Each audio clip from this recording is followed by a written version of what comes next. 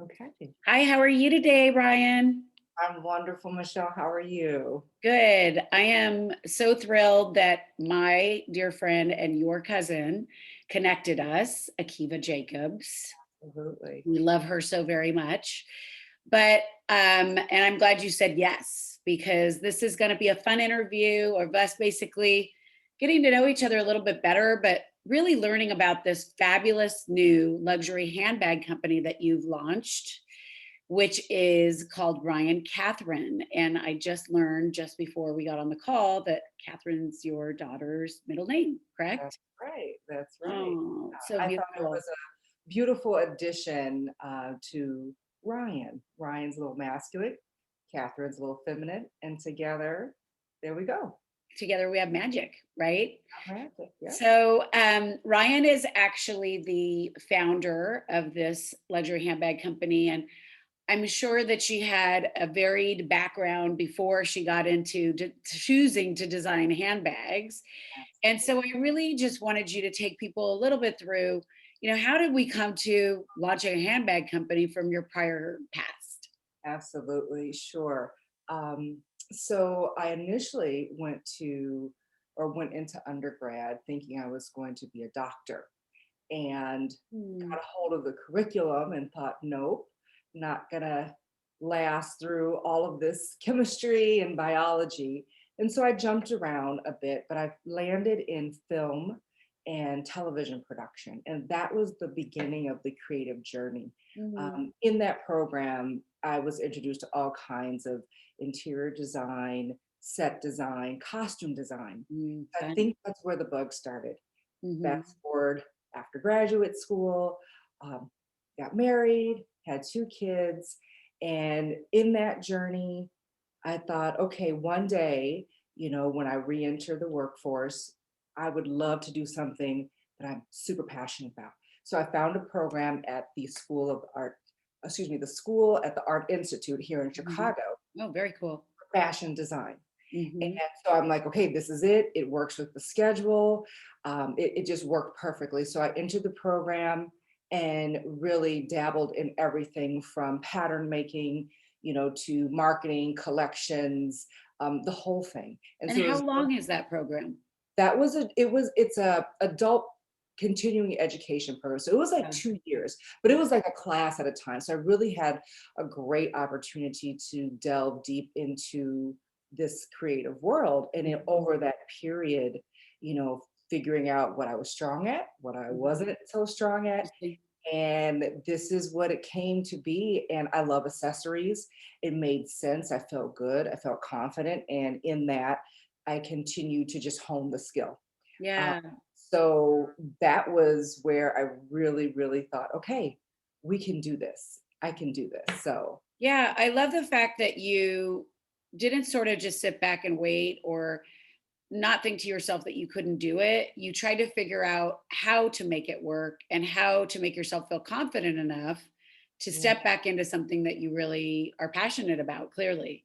yeah, So that's really cool. yeah, So tell me a little bit about like it must be, it's funny for me, like looking from the outside, I also love accessories. People know I switch out accessories all the time. People have often said to me, "Oh, you should sell jewelry. You'd be so good at it." All those things, right? And mhm, I've dabbled in and out of doing some of those things myself. I mean, I think a lot of women love accessories, right? right. Is it difficult to work with handbags? Because when I look at it, I go, "Oh my gosh, that's so daunting. How do you design a handbag and Yeah, make it work?"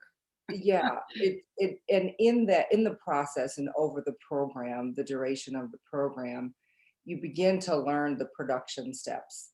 And to me, accessories are easier Mm, than clothing. So if you think about the variety of physiques that us women have, when you're creating a garment, you have to keep that in mind. With accessories, as long as you can, let's say you're working on a work tote bag or something for, work, you're going to need organization, you're going to need somewhere to put your laptop. And so after you begin to make it a useful, functional product, then we're good because there's one or two size laptops, Hmm. right? We have such a variety of women. So the clothing line, clothing, apparel, and garments, that was daunting to me. Hmm. Interesting. Accessories make sense. It's Yes. a maybe one or two size fits all. Yes.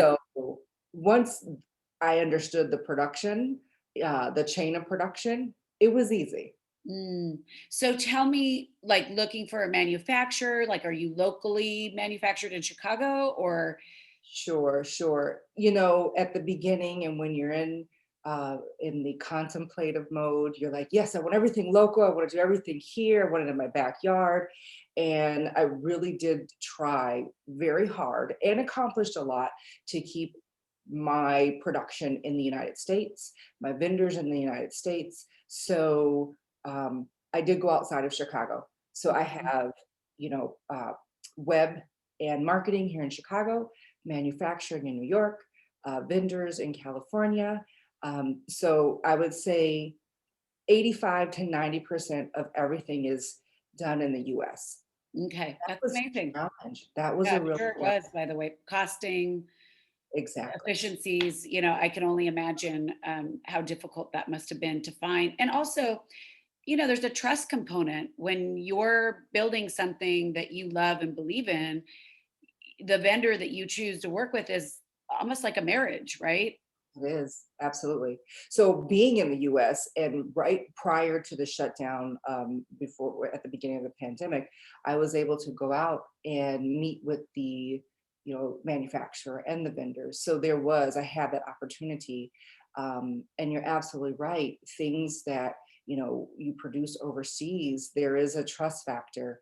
Um, and so that was part of the comfort and actually part of the business model Mhm. going into it was, purposely planning, sourcing, working with companies in the US so that I could be hands-on, so that I could catch a flight and go meet with them and go Yeah. through samples. So, it was very intentional, So very intentional. tell me, so you choose to launch this brand, you take the course, you made this amazing product now, you know, tell me what are the concerns you have now? Like now you have these amazing products, like how do you find distribution or like distribution meaning a fancy word for those of you out there, like somebody who's going to actually sell it, beyond e-commerce, which we know that's the major way that people sell now.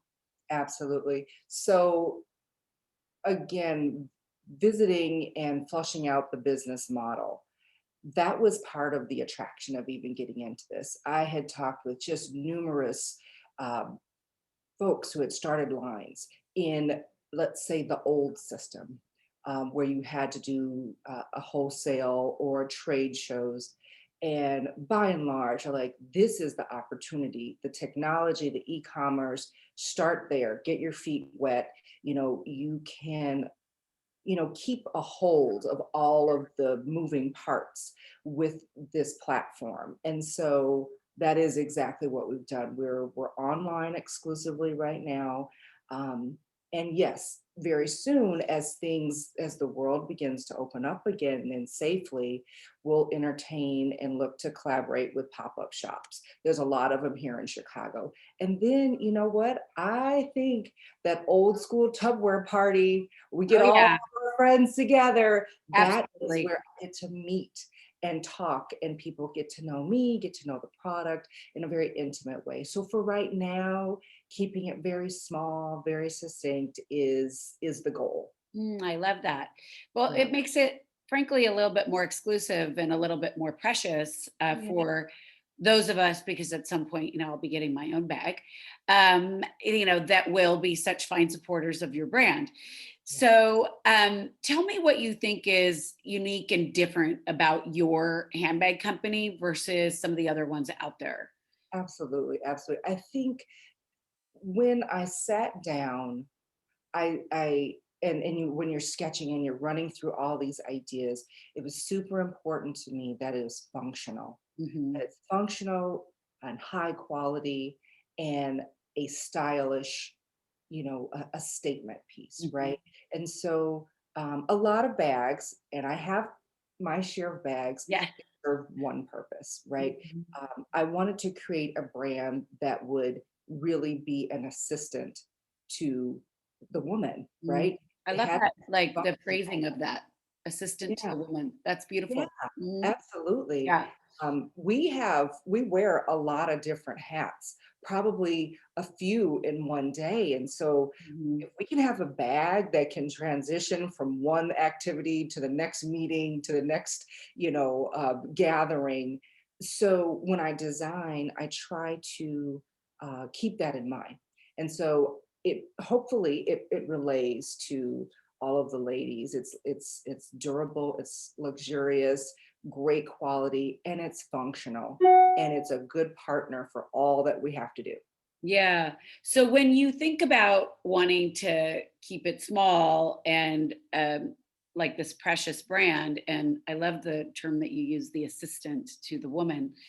Um, do you think to yourself, I'm going to come up with a couple new bags a season, or are you like, for now, we're going to stick with this? We've got two main products and multiple colors, and that's my staple. Or how do Yeah, you think about growth, I guess? yeah, exactly. So when in the design process, right, you want to try to find your essentials, right, the things that resonate, styles that resonate with your customer base, with your clients. Mhm. So the two that I elected to go with now is the crossbody, or excuse me, it's called the 12-hour clutch. Ooh, But I I like that. Right, and I'm gonna show you. So it's a 12-hour clutch, but I made it a crossbody Mm, because you can take the chain off and it goes into evening. So it has 12 hours of work that it I can like do, functionality. Mhm. functionality. Um, and so when you're looking at designing, um, you want to try to find that the essence of the business, right? Mhm. The essence of the brand. And Mhm. so I think I found that with these two. So what I'll do, at least the plan for right now, is evolve that um, ever so slightly, but still keep that essence. Mm, So I love my that idea. Yeah, show me real quick. I'd love to see it. I'd love for our audience to see it. cover, Oh my yeah, gosh, it's adorable. I love that. yeah, right. Show me the So process, and I like that how large it is. It's not that big. It's not that small. So it fits more stuff. Yeah. right. So I call this the 12-hour clutch, um, because this would be probably the last hours of the day. But the first hours of the day, it comes with a crossbody Oh chain, yeah. Very cute. and Love then that. you can take that chain off.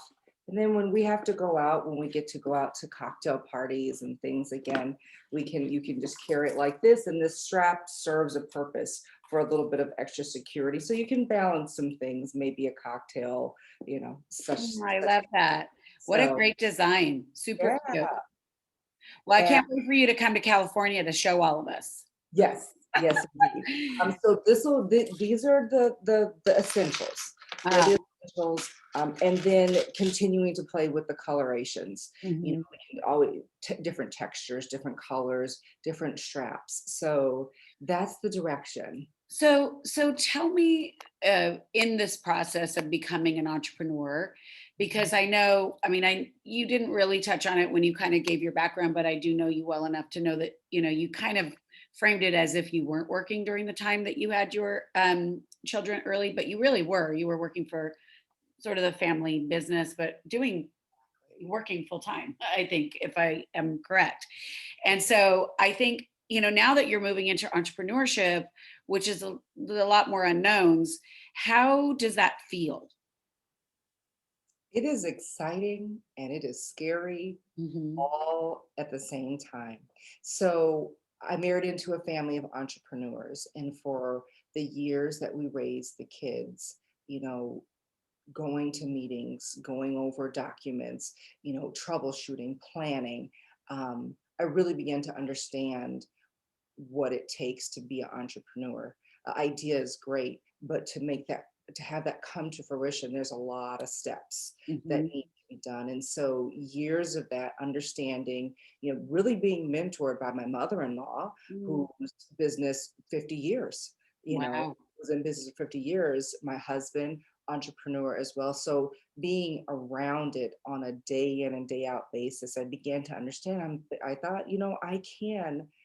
I can try this. I can try it Absolutely. and see what happens. But obviously wanted to do it in an area that I was passionate about. So um, yeah, Well, here, they say that which scares you makes you grow, right? yeah, So, why not? and I figure why not? yeah, I've been that's a blessed, great way of looking at it. right? Been blessed to be able to, grow up in this environment and mature in this environment. And I felt like, yeah, I better do it. I better try. Mm, You I like that. Yeah. So when we think about, you building this business of, Ryan Catherine, Mhm. in my mind, I think, do you have a visual of a designer or a businesswoman or somebody that you use as your radar that sort of helps propel you forward every day? Yeah. So two in particular, and they're not in accessories per se, but Norma Kamali. Mm, I love her vibe. mhm, It's like, here I am. This is me. This is what I stand for. This is my line. Take it, leave it. But the style, I mean, it is sassy. There are some things that you're like, wow. mhm, I like her boldness in her designs and her willingness to stay there and not veer to fit the masses, but to stay true to her aesthetic. So mm, I really, really appreciate that very much so. Um, mm, there are other designers who, perhaps their parents or their family started in business and they leveraged, mhm, right? They leveraged the name, but then became a true designer in their own right. And so I appreciate that too. It's like, yes, we've been given an opportunity, but we're going to make it our own. mm, And then we're going to bring people up with us. So I would say, like Stella McCartney, you know, awesome. We know her father, but she is a true and true independent designer on her own right. And so I respect that mhm. business mind as well. Yeah, that's amazing. So, what I would say also is like when we think about characteristics that really drive you forward, what are some of the things about you that, you would call like unique and different, or even that just, make you be a better person every day? Yeah, yeah. I feel very, very blessed. I have an enormous, enormous support group. And I really feel like it is a obligation to do something with that. I have such, I mean, I can't even begin to tell you the support that I have. Mm, And if I didn't, I would almost waste that love and support and resources. And so I hope that that comes through to all who I work with and mhm, who I design for. It's like I do this because I feel like maybe I'm a link in a chain. It's like mm, I've been blessed, so I want to continue to mhm, give that out in whatever way. So whether it be from hiring and working with other women entrepreneurs, photographers and production companies and mhm, marketers and so mhm, forth. Um, just being part of that business circle. mhm. So I feel like it's almost a duty. Yeah. Well, I love that you are explaining it in that way because I mean, obviously that's the reason why I launched Empower is really to build our community out to support one another and for all of us to reach whatever purpose it is that we're seeking for, right? Right. And I mean, we know that women with community are 10 times more successful, frankly. And, community could be, doesn't have to be huge. It could be five people, it could be one person, by the way, but you need that support system. Absolutely. So I love that you give a lot of credit, not only frankly to your family or your mother-in-law, that's beautiful, but also to your extended community because you're right. When you launch a business, it is about drawing from your community support. Right. And then too, I think um, being part of this creative community is so cool. I mean, I just am thrilled to just be in the presence of such creatives. And then that's, an inspiration for me. It's like, okay, I want to be creative. What more can I do? Let me sit and contemplate and see if I can get that creativity out of the mind and Mm, out of this just excitement. And can I get it on paper, and can I get it into a product, and mhm, can I make it, and can it translate, so that when people see and shop my products, that they're like, oh, I can feel part of that, mm. inspiration and influence just woven in the fabric. I know that sounds Yeah, cliche. no, I mean, it sounds cliche, but it's actually really valid. I mean, people do want to feel in alignment with the designer and buy into it for whatever specific purpose they came up with the product for. And I think when you're talking about getting out of the mind and moving into the heart, really is kind of the way you're describing it, Yeah, is so important in the creative process because you can't absolutely. be up here Right. and create. Yeah. I know there's so many designers that I've worked with through the years that I always felt bad for because they were in these corporate environments and forced to design under pressure. Yeah. And that's not always the best way to produce your best product. Absolutely. Absolutely. Yeah. So, what would you say to a woman that's out there that's really seeking, to do something or to get started, but doesn't really know how? Because that's really what Opportunity Knocks is about Yeah. how do we allow women, give them permission to step in? Right. So my journey, I have always felt it important to understand what I'm getting into. Mm, So whether love that's just that. reading a ton, talking to, others who are in the industry. And in this particular case, my comfort came from going back to school. And Hmm. then I knew that in that program, every step of this, you know, business, the production chain would be explained so that I felt like I could really grasp what I was getting into. So my biggest thing is education, learn, Hmm. just engulf yourself in everything it is about that particular industry from as many different perspectives as possible. Uh, Mm, Obviously, we have to look at the financial, but we got to look at the creative. And so to, read and study business models, to, read and study and to be around the creative side, education is important. And in that process, I think we naturally find our spot, hmm, naturally find where we're going to be.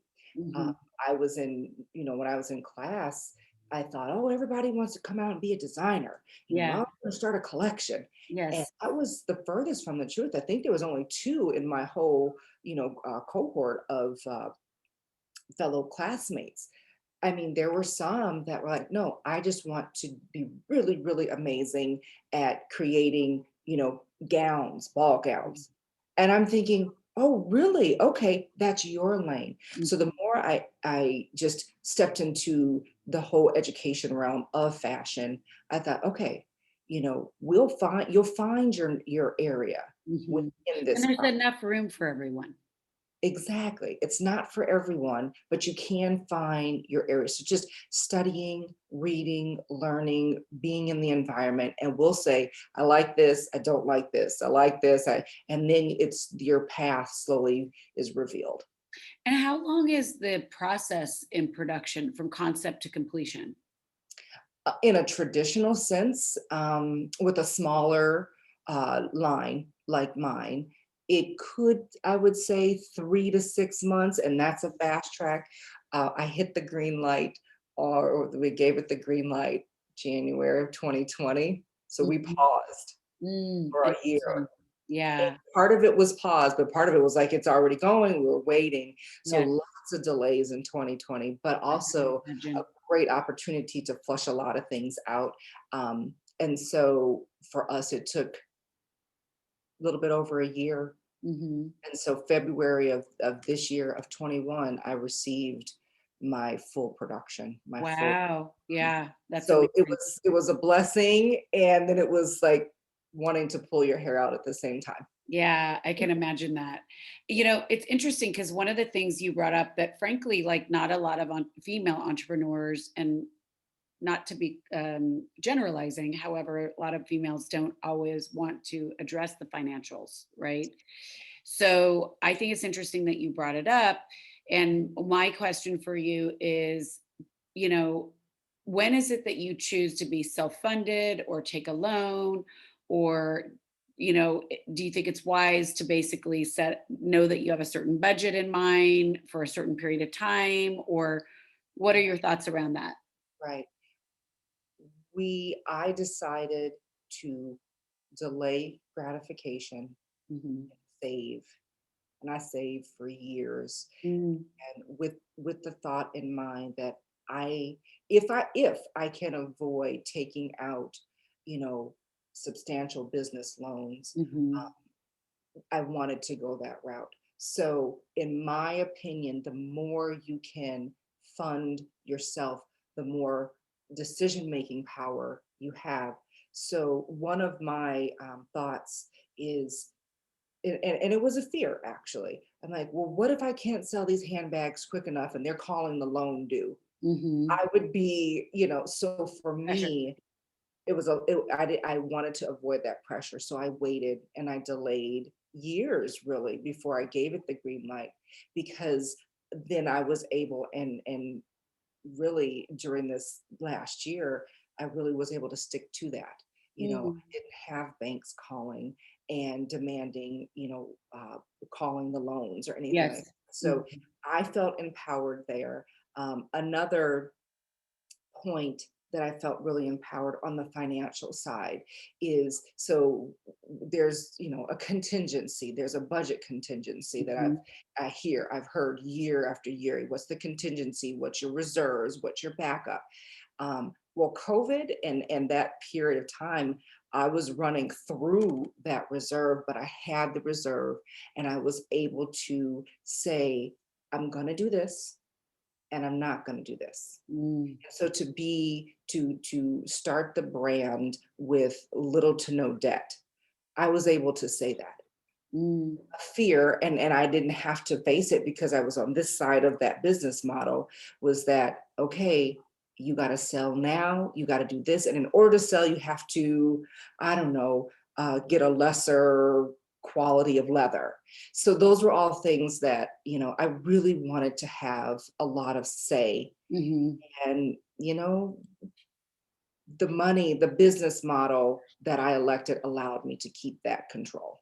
I love that. I love that you chose to save. I think that's an underrated way to actually, women don't always think to do that. And that because frankly, you're so calculated and structured about your choices, that it allowed you the freedom to frankly have more control over your brand and the way Absolutely. that you want to roll it out. So I think these are really wise things for all female entrepreneurs to think about. So that's amazing. So one of my last questions for you, because I want to be respectful of your time, is what empowers you? My daughter, Mm, I do this for her. I do this for representation. There are a lot of women who have paved the way, who have broken down barriers for me. Um, and so I do this for my daughter and I do it for my son. So representation and legacy, mm, you know, I love uh, that. as as as our kids, Mhm. grow, it goes from following behind them and making sure they don't fall. We catch them if they fall. And as they get older, we try to help guide their, outlook on life. And then there's a point where we have to let them go. Yes. So, and to make, their own choices. And so I just wanted for my daughter and son to say, you know what mommy did? Mm, She contemplated, she planned, and mm, she did what she said that she wanted to do, and she's happy. I love that. Exactly what it is. So it was my son, I was driving him to school, and he goes, Mommy, well, first of all, I have to, he's 6'5", Oh my gosh. 17. And so I'm like dwarfed. I just kind of cuddle up into his Oh, armpit. I And still he, remember him as like a little boy. I know, right? But with the sweetest, he's like, Mommy, I am so happy that you are so happy. Ugh, And that's why I do it, because he can see that happiness, and that in his lifetime and in my daughter's lifetime, they can push for that mm.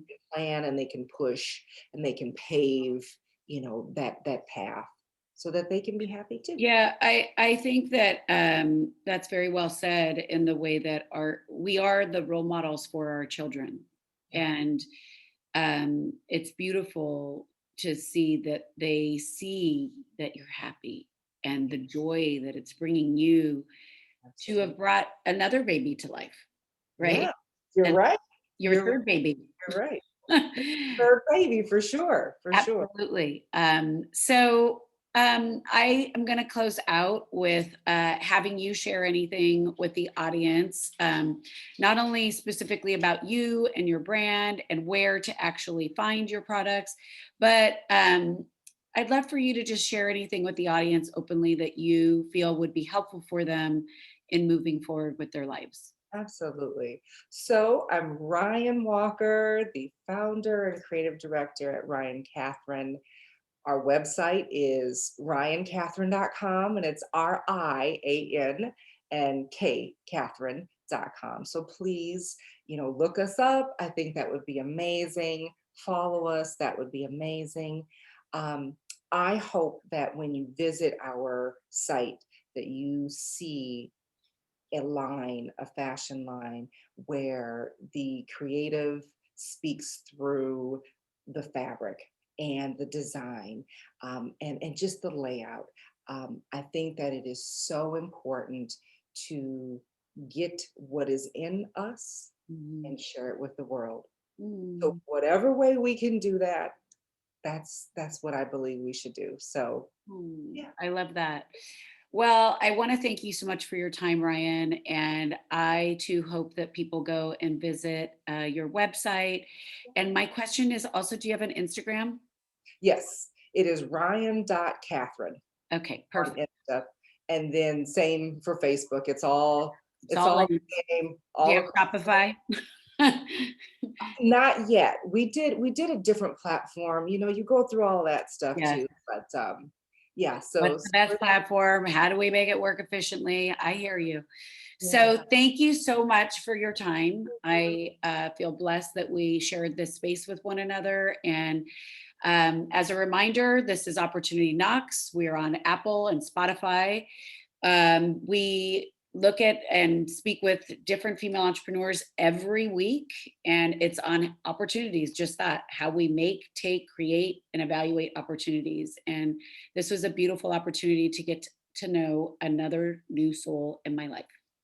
So I will speak with you soon, and we will see you all next week.